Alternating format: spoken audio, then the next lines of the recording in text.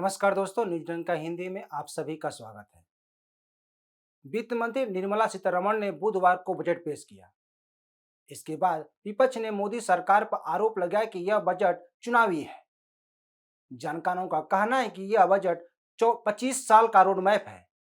विपक्ष ने यह भी आरोप लगाया कि इस बजट में गरीबों के लिए कुछ नहीं है। लेकिन मोदी सरकार ने अपने बजट में गांव किसानों की बात की है। साथ ही गरीबों के लिए इस बजट में बहुत कुछ ऐलान किया है। सबसे बड़ी बात यह है कि बजट में 7 लाख तक की कमाई करने वाले लोगों को टैक्स में छूट दी गई है, जिसका मिडिल क्लास लंबे समय से मांग कर रहा था। टैक्स में छूट देकर एक तरह से मोदी सरकार ने मिडिल क्लास को बड़ी राहत दी है। जानकारों का कहना है कि इस बजट में 25 सालों के लिए एक संकल्प प्रदर्शित किया गया है। यह बजट मोदी सरकार की दूरगामी सोच को दिखाता है। वैसे भी मोदी सरकार घोषणाएं करने के बजाय काम करती है। यह सरकार साल भर अर्थव्यवस्था को गति देने वाला फैसला लेती रहती है। मोदी सरकार पिछली सरकारें जैसी घोषणाएं नहीं करती है, बल्कि जो घोषणाएं करती है उसको पूरी तरह करती है। ऐसे मोदी सरकार द्वारा बजट में जो घोषणाएं की गई है वे धरातल पर आ जाती हैं। यही वजह है कि एक ओर जहां दुनिया भर के देश महंगाई मंदी से जूझ रहे हैं, कई देश कंगाली की कगार पर खड़े हैं। हमारे पड़ोसी देश श्रीलंका, पाकिस्तान इसका उदाहरण है। जबकि भारत की अर्थव्यवस्था लगातार तेजी से बढ़ रही है। इस पर विश्व बैंक और आईएमएफ जैसी संस्थाएं मुहर भी लगा चुकी हैं। आईएमएफ का कहना है कि भारत की अर्थव्यवस्था चीन की अपेक्षा तेजी से बढ़ेगी। यह बजट भारत की अर्थव्यवस्था को गति देने वाला है। साथ ही सभी के लिए कुछ न कुछ इस बजट में है। वित्त मंत्री सीतारमण ने इस बजट में हर वर्ग को देखकर बनाया है। इस बजट की सबसे बड़ी बात यह है कि चुनाव नजदीक होने के बावजूद भी इसे लोक लुभावन वाला बजट नहीं कहा जा सकता है। अगर सरकार ने इस बजट को अमृतकाल का बजट कहा तो इसमें अतिशयोक्ति नहीं है। बजट में डिजिटल इंडिया, रोजगार सुगमता, करों का सरलीकरण, शिक्षा, स्वास्थ्य, रक्षा आदि क्षेत्रों की उम्मीदों पर बरकरार रखा गया है। बजट में पीएम विश्वकर्मा कौशल सम्मान योजना की घोषणा कर मोदी सरकार ने पिछड़े वर्ग को एक तरह से साधने की कोशिश की है।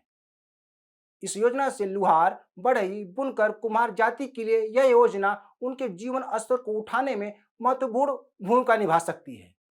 ये जातियां अपने हाथ के जोर पर काम करना जीवन चलाती हैं। इस योजना से उन्हें लाभ की उम्मीद है। पूरे देश में कामकाजी जातियों की कुल संख्या 140 है। पिछड़ा वर्ग से आने वाली ये जातियां कामकाजी मानी जाती हैं। माना जा रहा है कि 2024 के लोकसभा चुनाव में मध्य प्रदेश, राजस्थान, यूपी और बिहार में बीजेपी को इसका फायदा मिलेगा।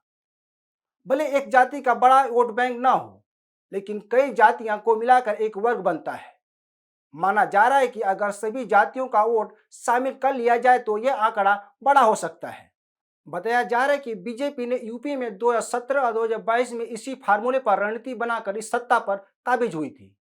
यूपी में गैर यादव जातियों का एक बड़ा हिस्सा इसी समाज से आता है। ऐसे में माना जा रहा है कि बीजेपी इस योजना के जरिए पिछड़ी जातियों को साधने में कामयाब होगी, क्योंकि हाल ही में यूपी बिहार में रामचरितमानस को लेकर विवाद छिड़ा हुआ है। कहा जा रहा है कि इस विवाद के पीछे ओबीसी दलित समाज को एक छतरी के नीचे लाने का प्लान अखिलेश यादव बना रहे हैं।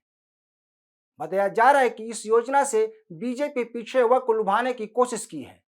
हालांकि यह समय के गर्भ में है कि इस योजना का बीजेपी को फायदा मिलेगा कि नहीं, लेकिन यह बात साफ है कि इस योजना से कामकाजी जातियों को लाभ जरूर मिलेगा। बजट में वित्त मंत्री ने घोषणा की कि मुफ्त अनाज योजना अभी जारी रहेगी। गरीबों को दिए जाने वाले मुफ्त अनाज योजना 2022 में बीजेपी के लिए वरदान साबित हुई थी। बीते साल यूपी विधानसभा चुनाव में इस योजना का बड़ा योगदान माना जा रहा है। बजट में इस योजना को आगे बढ़ाए जाने के लिए 2 लाख करोड़ रुपए देने का ऐलान किया गया है। इसके जरिए गरीब तबके को लाभ मिलेगा। वहीं पीएम आवास योजना का भी बजट में को बढ़ाया गया है। बताया जा रहा है कि पीएम आवास योजना के जरिए 66% बजट बढ़ाया गया है। इसके जरिए हर गरीब के घर को मिलने का सपना है। मोदी सरकार ने इस बजट के जरिए देश की आर्थिक भविष्य को सुधारने का पर भी ध्यान दिया है। सरकार ने राजनीतिक हित साधने के बजाय देश हित के लिए बजट बनाया है, जिसमें भारत का भविष्य दिखता है। सच्चाई यह है कि जब तक जमीनी स्तर पर विकास नहीं होगा तब तक आर्थिक विकास की गति सुनिश्चित नहीं हो सकेगी। इस बार के बजट में हर किसी ने काफी उम्मीदें लगा रखी थी और उन उम्मीदों पर यह बजट खरा उतरा है। नौकरी पेशा लोगों के लिए यह बजट बड़ी राहत देने वाला है। इस साल लगभग 9 राज्यों में विधानसभा होने हैं। इस बजट को भी इसी नजरिए से देखा जा रहा है। अक्सर बजट में राजनीति, वोट नीति को लेकर बजट बनाया जाता है।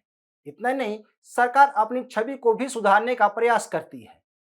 बहरहाल, चुनावी मौसम में बीजेपी को इस योजनाओं का कितना लाभ मिलेगा यह तो आने वाला समय ही बताएगा।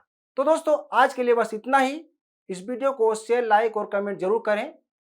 ताज़ा खबरों के लिए न्यूज़ डंका ऐप को डाउनलोड करें। हमारे यूट्यूब चैनल को सब्सक्राइब करें। धन्यवाद।